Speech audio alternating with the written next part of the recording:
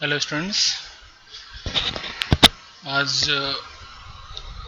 Video recording के through ही मैं ये क्लास शेयर कर रहा हूँ तुम लोगों के साथ। थोड़ा इंटरनेट अभी ठीक काम नहीं कर रहा था पिछले 2-3 दिनों से, तो फंक्शन जो हमने टॉपिक स्टार्ट किया था उसी टॉपिक को फर्दर मैं कंटिन्यू करूँगा। और फंक्शन एक्चुअली प्रोग्रामिंग में एक बहुत ही इम्पॉर्टेंट कंपोनेंट है और इसके हेल्प से हम किसी प्रोग्राम को मॉड्यूलर बना सकते हैं। मॉड्यूलर बनाने का मतलब ये होता है कि हम किसी लार्ज कॉम्प्लेक्स प्रोग्राम को स्मॉल और इजी मॉड्यूल्स में ब्रेकअप कर सकते हैं। वैसे भी आप समझ सकते हैं कि किसी लार्ज प्रॉब्लम को अगर हम पार्ट्स में डिवाइड कर लें तो वो पार्ट्स या वो सेगमेंट्स जो हैं उनको सॉल्व करना हमारे लिए आसान हो जाता है। ठीक है, तो अलग अलग पार्ट के ऊपर जब हम काम करते हैं, अलग अलग सेगमेंट के ऊपर जब हम काम करते हैं, तो हमारे लिए वो पर्टिकुलर टास्क जो है वो ज़्यादा आसान हो जाता है। ठीक है, जैसे कि कोई आपकी पर्सनल ही मान लीजिए एक प्रॉब्लम को हम लें, तो अगर मान लीजिए कि आपके पास फाइनेंशियल प्रॉब्लम भी है, आपका हेल्थ भी ख़राब है, आपको पढ़ने में भी दिक्कत हो रही है, तो ये सारे प्रॉब्लम्स अगर हमें सॉल्व करने हैं तो ज़्यादा आसान क्या होगा कि हम एक एक पार्ट के ऊपर वन बाय वन फोकस करें। पहले आप अपने हेल्थ के ऊपर फोकस करें, देन आप अपने फाइनेंस के बारे में फोकस करें, देन आप अपने स्टडीज़ के बारे में फोकस करें, तो हमारे लिए सोल्यूशन फाइंड करना आसान हो जाता है। और अगर एट ए टाइम सारे प्रॉब्लम्स को अगर आप फोकस करेंगे तो उस केस में सोल्यूशन फाइंड करना हमारे लिए टफ होता है। वैसे ही प्रोग्रामिंग में भी कोई लार्ज प्रोग्राम अगर हमारे लिए है तो उसको हम सेगमेंट्स में ब्रेकअप कर लेते हैं और उन ब्रेकअप सेगमेंट्स को ही हम फंक्शन कहते हैं। ठीक है, अब ये फंक्शन हम कैसे बनाते हैं उसके बारे में थोड़ा इसका सिंटेक्स हम देख लेते हैं। ये सिंटेक्स करेक्ट प्रोग्राम राइट करने के लिए बहुत ज़रूरी है, इसका याद रहना। ठीक है, जैसा कि आपको मालूम है कि जनरली जब प्रोग्राम में आपका कोई एरर आता है तो वो दो तरह का एरर आता है। एक आपका आता है सिंटेक्स एरर, जिसमें कि प्रोग्राम को आपने गलत ढंग से राइट किया हुआ है। ठीक है, आपका प्रोग्राम राइट करने का तरीका प्रोग्रामिंग के रूल्स को फॉलो नहीं करता है, तो वहां पे जो एरर आता है उसको हम क्या कहते हैं, सिंटेक्स एरर कहते हैं। On the other hand sometime आपका प्रोग्राम करेक्ट लिखा हुआ है लेकिन प्रोग्राम का आउटपुट करेक्ट नहीं आ रहा है। दैट मीन्स कि आपने जो मेथड अडॉप्ट किया है प्रोग्राम को राइट करने के लिए वो मेथड आपका करेक्ट है, लेकिन आपने जो लॉजिक सोचा है, जो तरीका सोचा है अपने प्रोग्राम के थ्रू सोल्यूशन फाइंड करने का, वो तरीका आपका करेक्ट नहीं है। और ऐसे केस में जो प्रोग्राम में एरर्स आते हैं उसको हम कहते हैं लॉजिकल एरर। तो सिंटेक्स एरर आपका प्रोग्रामिंग लैंग्वेज का इंटरप्रेटर आइडेंटिफाई कर लेता है और आपको ये बताता है कि यहाँ पे आपने प्रोग्राम गलत लिखा है एज पर सिंटेक्स। लेकिन जो लॉजिकल एरर है उसको आइडेंटिफाई करना और उसको रिमूव करने का काम एक प्रोग्रामर ही आपको कर सकता है। वो आपके प्रोग्राम को एनालाइज करके आपको बता सकता है कि आपने जो मेथड यूज़ किया है, जो आपने तरीके यूज़ किए हैं, वो सही है या गलत है। ठीक है, क्योंकि समटाइम हो सकता है कि आप करेक्ट रूल को यूज़ कर रहे हैं लेकिन आपने जो एक मेथड सोचा है वो एक वैलिड मेथड नहीं है, तो वहाँ पे हमें प्रोग्राम की लॉजिक को रिविजिट करने की रिक्वायरमेंट होती है, उसके बारे में रीथिंक करने की रिक्वायरमेंट होती है कि आपने करेक्ट लॉजिक वहाँ पे यूज़ किया है या नहीं। तो ये सिंटेक्स जो है इसमें हम थोड़ा सा इसको देखते हैं कैसे ये सिंटेक्स आपका बना हुआ है।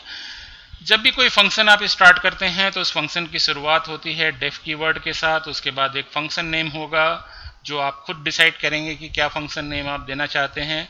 उसके बाद पैरामीटर लिस्ट ब्रैकेट के अंदर होगा जो आपके प्रॉब्लम के अकॉर्डिंग क्या इनपुट रिक्वायर्ड है उस पर्टिकुलर फंक्शन में, उसके अकॉर्डिंग हम प्रोवाइड करते हैं। जैसे कि सपोज आपकी रिक्वायरमेंट ये है कि एक फंक्शन आप बनाना चाहते हैं एक ट्रायंगल का एरिया कैलकुलेट करने के लिए, तो वहाँ पे जो पैरामीटर्स होंगे वो तीनों साइड्स आप वहाँ पे स्पेसिफाई कर सकते हैं, या ट्रायंगल का बेस और हाइट आप स्पेसिफाई कर सकते हैं। इस तरह से वहाँ पे पैरामीटर वैल्यू आप सप्लाई कर सकते हैं, ठीक है। और इसके बाद डॉक स्ट्रिंग एक ऑप्शनल पार्ट होता है जो फंक्शन के अंदर आपका डॉक्यूमेंट्री या डॉक्यूमेंटेशन पार्ट को रिप्रेजेंट करता है। इसके हेल्प से हम डिटेल में डिस्क्राइब कर सकते हैं कि ये फंक्शन हमारा काम क्या करता है। This is mainly for the use of you can say other programmer जिनको कि आप अपने प्रोग्राम के लॉजिक एक्सप्लेन करना चाहते हैं। इस डॉक्यूमेंटेशन से जनरली एक यूजर को या एक ऑपरेटर का कोई लेना देना नहीं होता, उसको ये डॉक्यूमेंटेशन दिखलाई भी नहीं देता है कि आपने क्या डॉक्यूमेंटेशन अपने प्रोग्राम के अंदर दिया हुआ है। अगला पार्ट जो इसके अंदर है वो स्टेटमेंट्स का एक ब्लॉक है, और ये स्टेटमेंट का ब्लॉक जो है वो एक ऐसा सेटअप स्टेटमेंट है जिसके हेल्प से हम सोल्यूशन को जनरेट करते हैं, ठीक है। किसी भी पर्टिकुलर प्रॉब्लम को सॉल्व करने के लिए नंबर ऑफ स्टेप्स होते हैं, और वो सारे स्टेप्स यहाँ पे रिप्रेजेंटेड हैं बाय दिस स्टेटमेंट्स ब्लॉक। और एक बार जब हमारा सॉल्यूशन या रिजल्ट फाइंड हो जाता है, रिजल्ट जनरेट हो जाता है या वैल्यू जनरेट हो जाती है जो कि हम कैलकुलेट करना चाह रहे थे, तो उस रिजल्ट वैल्यू को हम रिटर्न स्टेटमेंट के थ्रू मेन प्रोग्राम को पास ऑन कर सकते हैं वापस, ठीक है। और ये रिटर्न स्टेटमेंट किसी भी फंक्शन का लास्ट स्टेटमेंट होता है। इसके बाद अगर कोई भी स्टेटमेंट लिखते हैं तो पाइथन उस स्टेटमेंट को एग्जीक्यूट नहीं करता है। इसके बाद हम आते हैं नेक्स्ट, इसके कंपोनेंट्स के बारे में हमने एक इन जनरल बता दिया कि क्या क्या चीज़ें पाइथन फंक्शन के अंदर होती हैं। फंक्शन डेफिनेशन के लिए एक डेफ कीवर्ड होता है, फंक्शन नेम होता है, इसके साथ पैरामीटर्स की एक लिस्ट होती है, हेडर लाइन एंड होता है एक कोलन साइन के साथ, उसके बाद डॉक स्ट्रिंग होता है जो फंक्शन को डिस्क्राइब करता है, उसके बाद फंक्शन के अंदर कुछ स्टेटमेंट्स होते हैं जो कि उस फंक्शन की बॉडी को रिप्रेजेंट करते हैं, एंड जितने भी आपके बॉडी स्टेटमेंट हैं वो नेक्स्ट इंडेंट से राइट किए जाते हैं। दैट मीन्स कि यूजुअली जो 4 स्पेस का एक गैप है उसके बाद से सारे स्टेटमेंट्स आपके वहाँ पे राइट किए जाते हैं। और लास्ट में एक ऑप्शनल रिटर्न स्टेटमेंट होता है जिसके हेल्प से हम फाइनली जो हमारा रिजल्ट है उसको मेन प्रोग्राम को रिटर्न करते हैं, ठीक है। तो ये एक स्ट्रक्चर हो गया। वापस इसमें एक बार आप देख सकते हैं इसमें क्या क्या है। इस पर्टिकुलर सिंटेक्स में डेफ कीवर्ड है, फंक्शन नेम है, पैरामीटर्स है, डॉक स्ट्रिंग है जो कि डिस्क्रिप्शन को रिप्रेजेंट करता है, स्टेटमेंट्स हैं जो कि उस प्रोग्राम की बॉडी या उस फंक्शन की बॉडी को रिप्रेजेंट कर रही है, और लास्ट में आपका एक रिटर्न स्टेटमेंट है। यहाँ पे एक छोटा सा एग्जाम्पल देखिए। इस एग्जाम्पल के हेल्प से जस्ट हम एक ग्रीटिंग मैसेज शो करना चाहते हैं पर्टिकुलर पर्सन के लिए। किस पर्सन के लिए ये मैसेज हम शो करना चाहते हैं उसको हमने पैरामीटर के फॉर्म में पास किया है, ठीक है। और उसके बाद आप देख रहे हैं ट्रिपल कोट्स के अंदर एक छोटा सा पैराग्राफ जो है, ये मैसेज जो है एक डिस्क्रिप्टिव मैसेज है जो कि इस फंक्शन को जस्ट डिस्क्राइब करता है, ठीक है। And computer interpreter has nothing to do with this block of statement. It means कि जितना भी हमने यहाँ पे इस ब्लॉक के अंदर लिखा है इसको अगर हम डिलीट कर दें, इस कोटेशन साइन के अंदर जो कुछ भी लिखा हुआ है, तो प्रोग्राम के रिजल्ट पे कोई भी असर नहीं होगा, क्योंकि ये सेगमेंट जो है वो हमारे खुद के समझने के लिए है, not for the computer. Last में एक स्टेटमेंट है जो कि मैसेज को, ग्रीटिंग मैसेज को डिस्प्ले कर रहा है। इसमें आप देख रहे हैं कि 3 कंपोनेंट्स हैं इस स्ट्रिंग के जिसको कि हम ज्वाइन करके डिस्प्ले कर रहे हैं, hello, name plus good morning. तो हेलो ये शो होगा ये वर्ड, नेम जो हमने पैरामीटर के फॉर्म में पास किया होगा वो नेम डिस्प्ले होगा, जैसे हमने रमेश दिया तो रमेश डिस्प्ले होगा, और उसके बाद एक मैसेज आपका डिस्प्ले होगा गुड मॉर्निंग। तो हेलो रमेश गुड मॉर्निंग, इस तरह का मैसेज आपका डिस्प्ले होगा। जो भी नेम हम पैरामीटर के फॉर्म में प्रोवाइड करेंगे उसके अकॉर्डिंग आपका आउटपुट चेंज होता जाएगा। जैसे हेलो रमेश की जगह पे अगर हम चाहते हैं हेलो सतीश, तो उस केस में हम पैरामीटर सतीश पास करेंगे, ठीक है। मैसेज आपका आ जाएगा हेलो सतीश गुड मॉर्निंग। और रिटर्न स्टेटमेंट हमने लास्ट में बता दिया कि ये प्रोग्राम का जो आउटपुट है उसको मेन प्रोग्राम को रिटर्न करता है। फंक्शन काम कैसे करता है इसको इस डायग्राम से भी आप समझ सकते हैं। ऊपर में आपका फंक्शन का बॉडी है डेफ फंक्शन नेम, और यहाँ पे जो फंक्शन नेम अगेन हमने लिखा है, यहाँ पे फंक्शन को हम कॉल कर रहे हैं। तो जैसे ही हम फंक्शन को कॉल करते हैं हमारा कंट्रोल फंक्शन के अंदर आ जाता है, उस फंक्शन के पास चला जाता है, और उस फंक्शन के एग्जीक्यूशन के बाद कंट्रोल वापस हमारा कहाँ आ जाता है, उस मेन प्रोग्राम में जहाँ से फंक्शन को हमने कॉल किया था। ठीक है, तो फंक्शन कॉल के साथ कंट्रोल आपका फंक्शन को ट्रांसफर होता है। फंक्शन कंप्लीट होने के बाद कंट्रोल आपका वापस उसी पॉइंट पे आ जाता है। ये वैसा ही है जैसे कि मेन प्रोग्राम जो है वो एक पुलिस स्टेशन जैसा है। ठीक है, जहां पे सारे पुलिस स्टाफ रहते हैं, और मान लीजिए किसी जगह पे कोई क्राइम हुआ तो वहां पे जाकर के पुलिस ने कोई भी एक्शन परफॉर्म किया, और उस एक्शन परफॉर्म करने के बाद अगेन वो पुलिस कहाँ पे आ जाएगी, उसी पुलिस स्टेशन पे जहां से वो पुलिस पहले मूव की थी। ठीक है, तो मेन प्रोग्राम उस मेन पोस्ट जैसा है जहां से सारे कंट्रोल स्टार्ट होते हैं और वापस उसी जगह पे आ जाते हैं। तो इसको एक एग्जाम्पल के थ्रू हम देखते हैं, एक प्रैक्टिकल एग्जाम्पल इसका हम देख लेते हैं। यहाँ पे हमने पाइथन कंपाइलर ऑन किया हुआ है, इसको यहाँ पे देखिए, और इसमें एक छोटा सा प्रोग्राम है, थोड़ा सा बड़ा प्रोग्राम है, जो एग्जाम्पल हमने इस स्लाइड में डिस्कस किया था उससे। एंड जैसा कि आप टॉप में इसका डिस्क्रिप्शन देख रहे हैं, this program is to find largest number in a list. एक लिस्ट में जो सबसे बड़ा नंबर है उसको फाइंड करने के लिए ये प्रोग्राम है। इसके सारे कमेंट्स अगर आप चाहें, इसको आप एक बार समझ लेते हैं इसके कमेंट्स को, तो सारे कमेंट्स अगर आप चाहें तो उसको डिलीट कर दें, आपका प्रोग्राम छोटा हो जाएगा, क्योंकि इस प्रोग्राम के एग्जीक्यूशन में, इसके रिजल्ट में इन सारे कमेंट्स का कोई रोल नहीं है। ये केवल आपके समझने के लिए कि कौन सा लाइन किस लिए लिखा हुआ है।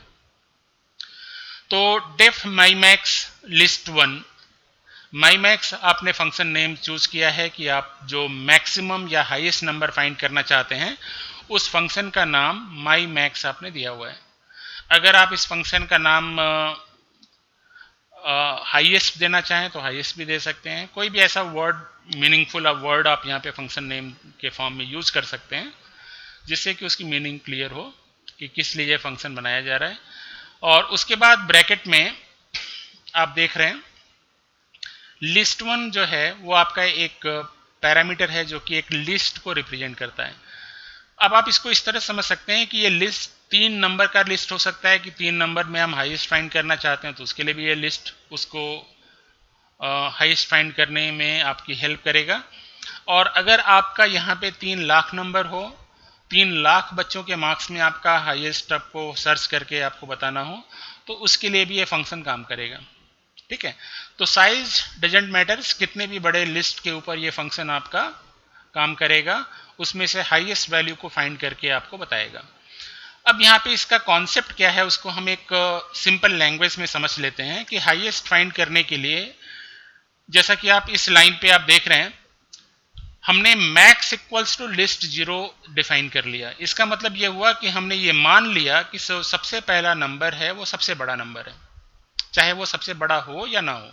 ठीक है, और जैसे कि सपोज एक पेपर के ऊपर सारे बच्चों का मार्क्स लिखा हुआ है और सबसे पहले बच्चे का मार्क्स 67 है, तो हम ये मान लेते हैं कि वो मार्क्स जो 67 है वो सारे बच्चों में सबसे ज़्यादा मार्क्स हैं।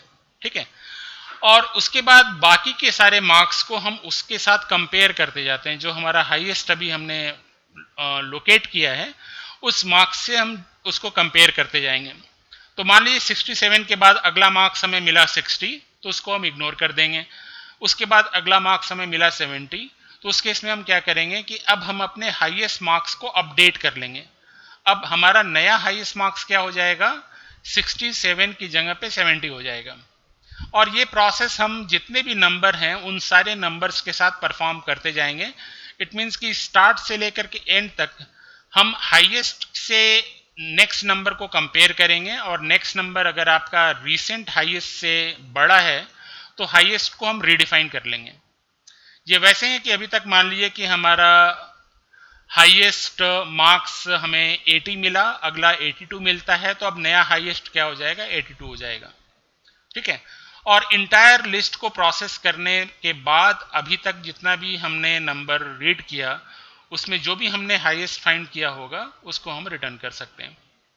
ये कैसे कर रहे हैं इसको इस लूप के थ्रू आप देख लीजिए। एक फॉर लूप है, इस फॉर लूप में हम क्या कर रहे हैं, फॉर एक्स इन लिस्ट 1, ये जो हमने लिस्ट डिफाइन किया है उसके एक एक नंबर को 1 बाय 1 लेगा और उसको x में स्टोर करेगा। उसके बाद हम ये कंपेयर कर रहे हैं कि if x is greater than max, means कि जो हमने पहले से हाईएस्ट माना हुआ है उससे x की वैल्यू अगर ज़्यादा है तो मैक्स इक्वल्स टू x को हम रिडिफाइन कर रहे हैं। मीन्स कि अब मैक्स की नई वैल्यू क्या हो गई, x की वैल्यू के बराबर। ये वैसे ही जैसे पिछला मैक्स हमारा 67 था, x की वैल्यू 70 है तो मैक्स की वैल्यू अब 70 हो जाएगी। और ये प्रोसेस सारे नंबर्स के साथ परफॉर्म कर लेने के बाद लास्ट में जो हाईएस्ट वैल्यू हमें मिलती है मैक्स में उसको हमें मेन प्रोग्राम को रिटर्न कर देना है। अब यहाँ पे जो रिटर्न स्टेटमेंट है ये हमारे फंक्शन का लास्ट स्टेटमेंट है। इसके बाद नेक्स्ट जो है फंक्शन को कॉल करने के लिए हमने सबसे पहले एक लिस्ट को डिफाइन किया, लिस्ट 1। इसके अंदर हमने कुछ वैल्यूज स्टोर कर लिया। कोई ज़रूरी है नहीं है कि यहाँ पे जो वेरिएबल हमने यूज़ किया है इसका नाम लिस्ट 1 ही दें, आप यहाँ पे कोई भी नाम दे सकते हैं। इसका नाम सिंपली ए भी हो सकता है। हम राइट कर सकते हैं A equals to with in bracket all the values. और अगर आपने इस लिस्ट का नाम ए दिया तो फंक्शन को कॉल करते समय ब्रैकेट में हम ए पास करेंगे, लिस्ट 1 वहाँ पे नहीं लिखेंगे। तो लिस्ट को डिफाइन किया, उसके बाद फंक्शन को कॉल करने के लिए हमने लिखा highest equals to my max list 1। और इसके बाद यहाँ पे आप देख रहे हैं हमने हाईएस्ट वेरिएबल जिसमें कि हमारा रिटर्न वैल्यू जो फंक्शन ने वैल्यू रिटर्न किया वो हाईएस्ट वेरिएबल में यहाँ पे हमने स्टोर कर रखा है।